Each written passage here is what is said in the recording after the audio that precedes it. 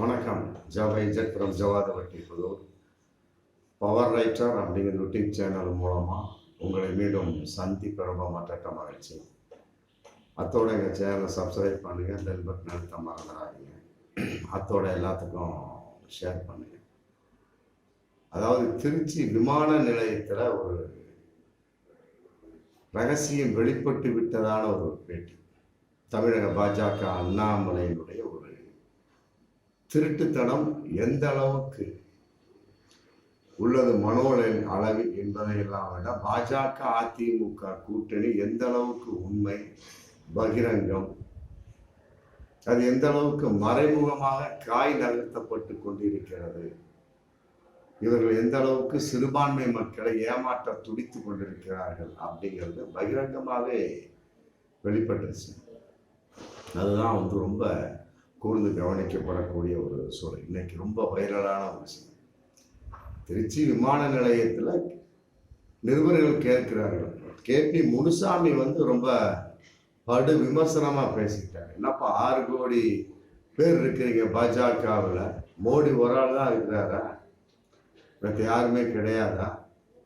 அதே நேரத்தில் அவரும் உள்டாவாக பேசுகிறார். அதற்காக நான் மோடியை குறை சொல்லவில்லை அப்படிங்கிற மாதிரி லேக்கா திருப்பி அடிச்சுட்டு அண்ணாமலை தூய்மை இல்லாதவர் சொல்லி போட்டு அவரும் ஒரு பேட்டி அடிச்சிடுறாரு கேபி முனுசாமி.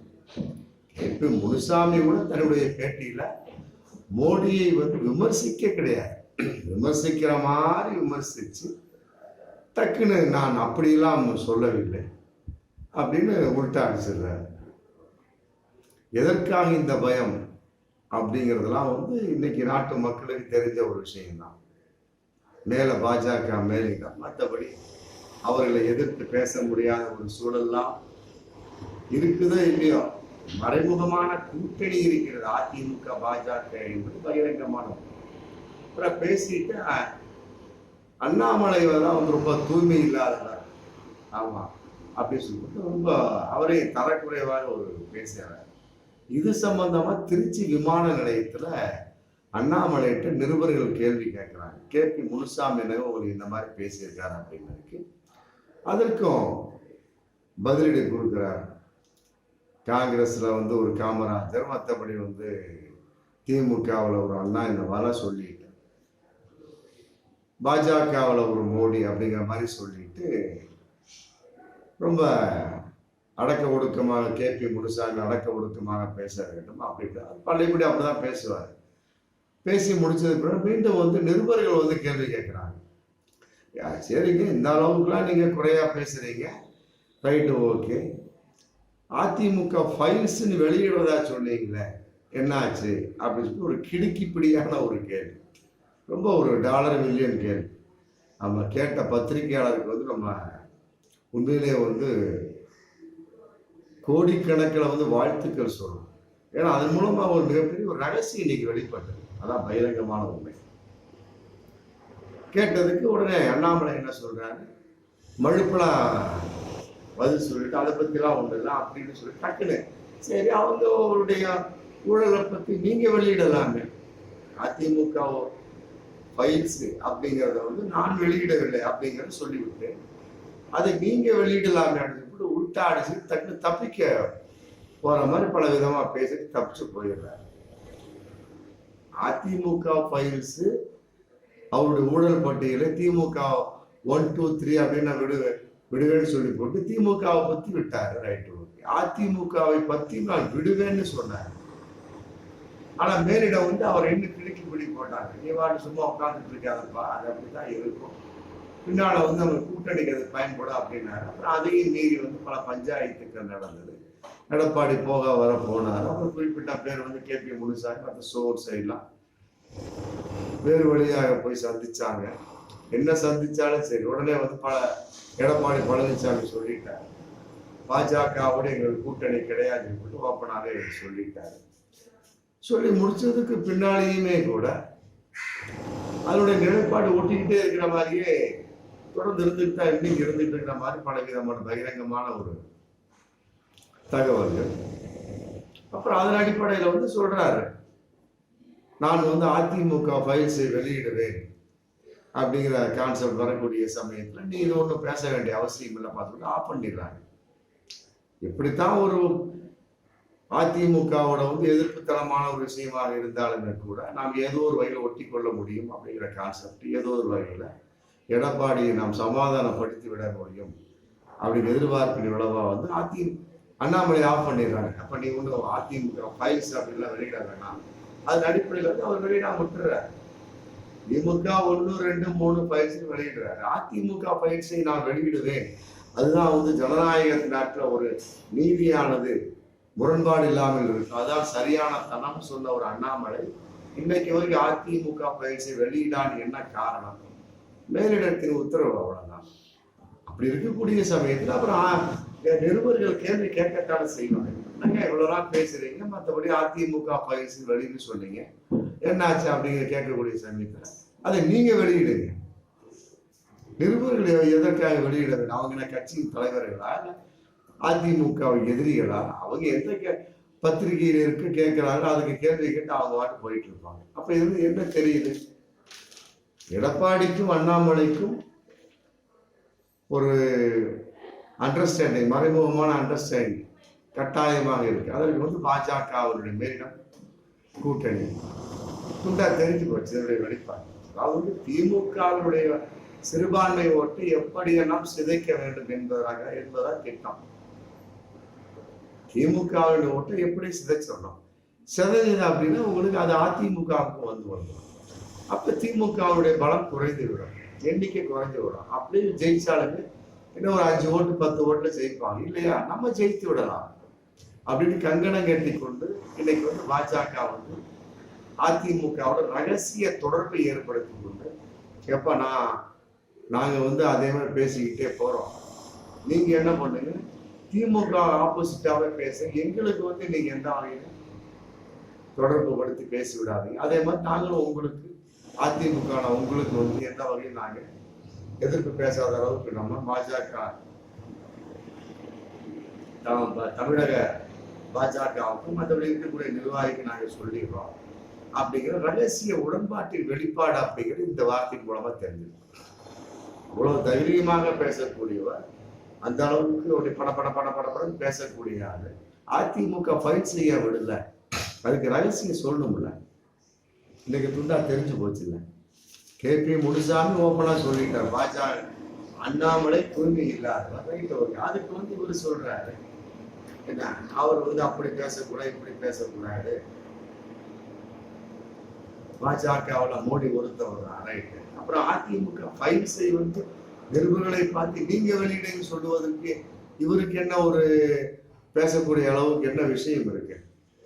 வெளியிடுவேன்னு சொன்னது அண்ணாமலை, இன்னைக்கு வரைக்கும் வெளியிடல. அதற்கு காரணம் பாஜகவினுடைய மறைமுகமான அதிமுக மறைமுக கூட்டணி வெளிப்பாடு அப்படிங்கிறது இன்னைக்கு பகிரங்கமா தெரிஞ்சு போகுது. எப்படியும் அதிமுக சம்பந்தப்பட்ட அந்த ஒரு நிலைப்பாடை வைத்து சிறுபான்மை ஓட்டை, ஆமா சிறுபான்மை மக்கள் பாஜகவை ஓட்டு போட மாட்டாங்க, அது கன்ஃபார்மான உரிமை, அதுல மாற்று கருத்து கிடையாது. திரும்ப திரும்ப எத்தனை தடவை சொன்னாலும் அது மாற்று கருத்து கிடையாது. அதை எப்படி டைவர்ட் பண்றது? அப்போ பாஜக சம்பந்தப்பட்ட விஷயத்துல யாரும் பேசாதீங்க இப்ப அதிமுகவை அப்படின்ட்டு ஏற்றி பேசாத அவர்களுக்குள்ள ஒரு ஒப்பந்தம் போட்டுட்டு அதிமுகவை மறைமுகமா ஆதரிக்கிறாங்க. அதே நேரத்தில் எதிர்க்கிற மாதிரி வெளிப்படையா சொல்ல வச்சுட்டு சிறுபான்மை ஓட்டை சிதைக்கக்கூடிய ஒரு சூழல், சிதைக்கக்கூடிய சமயத்தில் திமுகவுடைய சிறுபான்மை மக்கள் ஓட்டு அதிமுகவுக்கு வர விடக்கூடிய சமயத்தில் கட்டாயமா திமுகவுக்கு ஏதோ ஒரு வகையில் அது தோல்வியை கொடுக்கும் அப்படிங்கிற ஒரு நம்பிக்கையை வெளிப்பாடு. சமீபத்துல காந்தியை பத்தி கூட ஆரம்ப விடுதலைக்கு அவர் காரணம் இல்லை, நேதாஜி தான் காரணம் கூட பேசுறாரு. இந்த அன்னைக்கு பொங்கல் திருவிழா அன்னைக்கு, திருவள்ளுவர் திருவிழா அன்னைக்கு திருவள்ளுவருக்கு காவியை பூசி அதுக்கு ஒரு வாழ்த்து சொல்றாரு. கவர்னர் ரவியை கூட எதிர்த்து பேச முடியாத அளவுக்கு எடப்பாடி அடக்கப்பட்டு விட்டார் அப்படிங்கிறது பகிரங்கமான உண்மை. அண்ணாமலையை பத்தி அவர் எதிர்த்து பேச முடியாத ஒரு சூழல். மோடியை பத்தி ஒண்ணு பேசுறீங்க, இப்ப சேலத்துல கூட அவர் பேசியிருக்கிறார். சேலத்துல ஒரு இடைப்பாடி அப்படிங்கிற இடத்துல பேட்டி கொடுத்துருக்கிறார். பேட்டி கொடுக்குற சமயத்தில் நாங்கள் தேர்தல் அறிக்கை குழு அறிக்கை ஏற்பாடு பண்றது தனிப்பட்ட முறையில் வந்து ஒரு குழு வந்து தயார் பண்ணியிருக்கோம். மற்றபடி வந்து ஒரு ராமர் கோவில் திறந்த உடனே வந்து மக்கள் நம்பி விட மாட்டார்கள். ராமர் கோவில் திறந்துட்டா உடனே மக்கள் அங்கே அந்த பக்கம் ஓட்டு போட்டுருவாங்களா? அதில் ஏற்றுக்கொள்ள முடியாது அப்படிங்கிற மாதிரி தான் சொல்றாரு அவருடைய. பாஜக அப்படிங்கிற வார்த்தையோ மற்றபடி மோடி அப்படிங்கிற வார்த்தையோ, மோடிக்கு என்னுடைய கண்டனங்கள் அப்படின்னு சும்மா பொதுக்குழு சொன்னாங்க. ஆனா இந்த மாதிரி விஷயத்துல ராமர் கோவில் திறப்பு விழா சம்பந்தப்பட்ட விஷயத்துல சும்மா ஒரு கோவில திறந்துட்டா மக்கள் அந்த பக்கம் சாஞ்சிருவாங்களா? அப்ப அந்த அளவுக்கு தான் மக்கள் கிடையாது அப்படின்னு சொல்லியிருக்காங்க. பாஜக வந்து ஒரு கோவில் திறந்திருக்கிறது, ஆமா இதற்கு மோடி தான் காரணம், அதற்காக வந்து மோடியை மக்கள் ஏற்றுக்கொள்ள மாட்டார்கள், அதிமுக ஓட்டு எங்களுக்கு என்றுமே உண்டு, திமுக நாங்கள் தான் ஜெயிப்போம், பாஜக ஒருபோதும் ஜெயிக்காது, ஆமா மோடிக்கு எந்த ஓட்டு விழாது அப்படிங்கிற மாதிரி ஒரு வன்மமான ஒரு பேச்சோ ஒரு எதிர்ப்புத்தனமான ஒரு பேச்சோ ஒண்ணுமே சும்மா சாயம் பூசுற மாதிரி தான் பேசியிருக்காரு. அது வந்து இளைமறை காயாக பேசியிருக்காரு, அவ்வளவுதான். அதே நேரத்தில் கூட்டணி சம்பந்தமா நாங்கள் பல கட்சிகளோட பேசி வருகின்றோம். எத்தனை கட்சி சேர்ந்துட்டாங்க? ஒண்ணுமே கிடையாது. எஸ்டிபிஐ கூட யோசனை பண்ண ஆரம்பிச்சிட்டாங்க அப்படிங்கிற ஒரு தகவல் இன்னைக்கு போயிட்டு, எதுக்குடா எடப்பாடியை வச்சு நம்ம வந்து ஒரு மாநாடு மதுரையில் நடத்தணும்? ஆமா, சிறுபான்மை சம்பந்தப்பட்ட விஷயத்துல அவர்கள் எடப்பாடியை தன்னோடு சேர்த்து கொண்டு இஸ்லாமியர்களே எடப்பாடி எஸ்டிபி துரோகம் செய்து விடுவார்களோ அப்படிங்கிற ஒரு தகவல் இன்னைக்கு போயிட்டு, அதனால வந்து இந்த வகையில வந்து அதிமுக வகையில மக்கள் வந்து உஷாரா இருக்கணும். பாஜக சம்பந்தப்பட்ட ஒரு கூட்டணி மறைமுக கட்டாயமா இருக்குது, எந்த ஒரு வகையிலுமே இல்லை. பல வகை எடுத்துக்கிட்டாலும் கூட இந்த திருச்சி மீட்டிங் சம்பந்தப்பட்ட வகையில் அண்ணாமலை கேட்ட கேள்வி, அதிமுக ஃபைல்ஸை நீங்க எங்க வெளியிட மாட்டீங்க அப்படின்னா, ஆமாங்க நாங்க வெளியிடுவோம், அது தேர்தல் நேரத்தில் வெளியிடுவோம் அப்படின்னு சொல்லலாம் இல்லையா? அதெல்லாம் ஒண்ணுமே கிடையாது. இப்ப எடப்பாடி சொல்றாரு, எங்களுடைய கூட்டணி சம்பந்தப்பட்ட விஷயம் தேர்தல் நேரத்தில் முடிவு செய்வோம், அதே மாதிரி நாங்கள் அதிமுக ஃபைல்ஸ் தேர்தல் நேரத்தில் வெளியிடுவோம். திமுகவும் சொன்னாருல்ல, அதே மாதிரி அதிமுக சொல்லிட்டீங்க, ஐயா நீங்க வெளியிட வேண்டியதானே? பத்திரிகைக்காரர்களை பார்த்து திருப்பி பேசுறாரு. திருப்பி பேசுறது இவருக்கு என்ன யோக்கியது இருக்கு? அந்த மாதிரி பத்திரிகை எந்த பத்திரிகை சொன்னாங்க சொல்லுங்க பார்ப்போம். தினகரன் சொல்றதா, தினத்தந்தி சொல்றதா, தினமலர் சொல்றதா, இல்ல இந்தியன் எக்ஸ்பிரஸ் சொன்னாங்களா? இப்படி அடிக்கிட்டே போலாமே. எந்த பத்திரிகை வந்து நாங்க அதிமுக ஃபைல்ஸை வெளியிடவும் சொன்னாங்க சொல்லுங்க பார்ப்போம். அண்ணாமலை தானே சொன்னாரு திமுக ஃபைல்ஸை வெளியிட சொன்னாரு, அதே மாதிரி வெளியிட்டாரு. அதிமுக ஃபைல்ஸை வெளியிட சொன்னாரு, வெளியிட வேண்டியதானே? அதிமுக ஃபைல்ஸை ஏன் வெளியிட மாட்டீங்க? நீங்க வெளியிடுற மாதிரி சொல்லுங்க, ஏன் வெளியிட கேட்டேன், நீங்க வெளியிடுங்க அப்படின்னு. இது என்ன பேச்சு ஒன்று புரியல. பெரிய அறிவாளித்தனமாக பேசக்கூடிய அண்ணாமலை ஏன் இந்த அளவுக்கு முட்டாள்தனமாக இறங்கிவிட்டார் என்பது பகிரங்கமான ஒரு கேள்வி. எப்படியோ ஆமா, பாஜக அதிமுக கூட்டணி கட்டாயமா மறைமுகமாக இருக்கிறது. அதனால இந்த வகையில சிறுபான்மை மக்கள் வந்து அதிமுக நம்பி விடக்கூடாது. ஸ்ரீபையை கொண்டவர்கள்லாம் மாநாடு நடத்திட்டாங்கன்னா உண்மையிலே சிறுபான்மை ஓட்டு அங்க சாஞ்சிருமா? இந்த எடப்பாடியே சொல்லிட்டாரு, ராமர் கோவில் திறந்துட்டா பாஜக ஓட்டு விழுந்துருமா அப்படிங்கிறது கூட ஸ்ட்ராங்கா சொல்லல. அது மாதிரிதான் இப்ப நம்ம திருப்பி பேசலாம். எஸ்டிபிஐ வந்து நம்பிக்கையின் வெளிப்பாடா வந்து அதிமுக எடப்பாடி பழனிசாமி தலைமையில வந்து ஒரு மாநாடு நடத்தி விட்டா சிறுபான்மை மக்கள் சாய்ந்து விடுவார்களா? கிடையாது. எப்படி எடப்பாடி வந்து ஒரு ராமர் கோவிலை திறந்த உடனே பாஜகவுக்கு ஓட்டு விழாது என்று ஆழித்தரமாக சொன்னாரோ, அதே போல எஸ்டிபிஐ நடத்தி விட்டார்கள் ஒரு மாநாடு எடப்பாடி பழனிசாமி தலைவர் அப்படின்னு சிறுபான்மை ஓட்டு அதிமுக விழாது என்பதுதான் பகிரங்கமான ஒன்று. அதனால வந்து இரட்டை வேடம் கட்டாயமா புரிஞ்சிருச்சு. எந்த ஒரு வகையிலும் அண்ணாமலை எதிர்க்கவில்லை, மோடியை எதிர்க்கவில்லை. ராமர் கோவில் திறப்பு விழாவுக்கு கேட்டதுக்கு கால்வெளி அப்படின்னு போயிட்டாரு. ஆமா, ஒரு சில பேர் கூட வலைத்தளத்துல பேட்டி கொடுத்தாங்க. ஏன் கால்வெளி அப்படின்னா சக்கர நாற்காலியில போலாம் இல்லையா அப்படின்னு கூட பேட்டி கொடுத்தாங்க. சரி, மெட்ராஸ் டு சேலம் போகக்கூடிய எடப்பாடிக்கு வந்து மெட்ராஸ் டு உத்தரப்பிரதேச அயோத்திக்கு போக முடியாதா? இவர் நீங்க நடந்தா போறாரு கிடையாது, சென்னைக்கு அயோத்தி நடந்து போறாரா? ஏறி உட்கார்றாரு. அதே மாதிரி சேலத்துக்கு போற மாதிரி ஊட்டிக்கு போக வேண்டியதானே? அங்க ஒரு சக்கர நாற்காலியை வச்சு போயிட வேண்டியதானே. சேலத்துல இருந்து வீட்டுக்கு எப்படி போறாரு? 4 வீலர் தானே போறாரு. அது மாதிரி அதுலயும் 4 வீலர் பறச்சுன்னா வரட்டும்னாங்க. அப்ப இதுவும் மறைமுகமான ஒரு ஒரு ஆதரவின் வெளிப்பாடு தான். பாருங்களேன், திருச்சிக்கு வந்தப்போ எடப்பாடி மோடியை சந்திக்கவில்லை. அதே மாதிரி வந்து ஸ்ரீரங்கம், அப்படியே ராமேஸ்வரம், சென்னைக்கு வந்தாரு. ஆமா, கேலோ இந்திய போட்டி ஆரம்பித்திருக்காங்க. அப்ப அவரு கட்டுப்பாடு போட்டார். இந்த சமயப்பட்ட விஷயம் எந்த வகையிலுமே நான் அரசியல் பேசவில்லை அப்படின்னு சொல்லிட்டார். சரி, ஸ்ரீரங்கம் வந்ததுக்கும் ராமேஸ்வரம் வந்ததுக்கும் அந்த தீர்த்தங்கள் கொண்டு செல்வதற்காக வந்ததுக்கும் தன்னை புனிதப்படுத்திக் கொள்வதற்காக வந்ததுக்கும் செல்லவில்லைன்னு வச்சுக்கலாம். மற்றபடி வந்து மதுரைக்கு கேலோ இந்திய போட்டி விளையாட்டு போட்டி ஆரம்பிச்ச சமயத்துல வந்து பேசியிருக்கலாம் இல்லையா? அப்ப இதெல்லாம் வந்து சிறுபான்மை மக்களை நம்ப வைப்பதற்காகவே ஆமா செய்யப்படுகிற எடப்பாடியின் வேடமாகத்தான் நம்ம பார்க்க முடியுமே ஒழிய இதை நம்பிக்கையின் வெளிப்பாடாக பார்க்கவே முடியாது. அதனால வந்து சிறுபான்மை மக்கள் வந்து ரொம்ப உறுதியா இருக்கணும், ரொம்ப ரொம்ப ரொம்ப ரொம்ப இதா இருக்கணும். அதே நேரத்தில் இன்னொரு விஷயம், பாஜக வந்து இன்னைக்கு வரைக்கும் வருமான வரித்துறையோ மற்றபடி வந்து அமலாக்கத்துறையோ வந்து அதிமுக ஏவவில்லை என்பது நம்ம கண்கூட பார்க்கணும். ஏன் ஏவல? திமுக வந்து ஏவறீங்க. ஜெயந்தல் பாலாஜி கூட போட்டீங்க. பொன்முடி சம்பந்தப்பட்ட வழக்குகளை தூசி தட்டி பாக்குறீங்க. மற்ற திமுக சம்பந்தப்பட்டவங்க இன்னைக்கு என்னடா கிடைக்குன்னு பார்த்துக்கிட்டே உட்காந்துருக்கீங்க. புரியுதா? உதயநிதி கூட வந்து அந்த கொடநாடு குடைவழக்கு சம்பந்தப்பட்டவங்க எடப்பாடி சம்பந்தமா யார் பேசக்கூடாது அப்படின்னு கோர்ட்டு சம்பந்தமாக அந்த தடையை நீக்க வேண்டும் சொல்லிட்டு உதயநிதி வந்து இன்னைக்கு கோர்ட்ல மனு தாக்கல் பண்ணியிருக்கிறார்.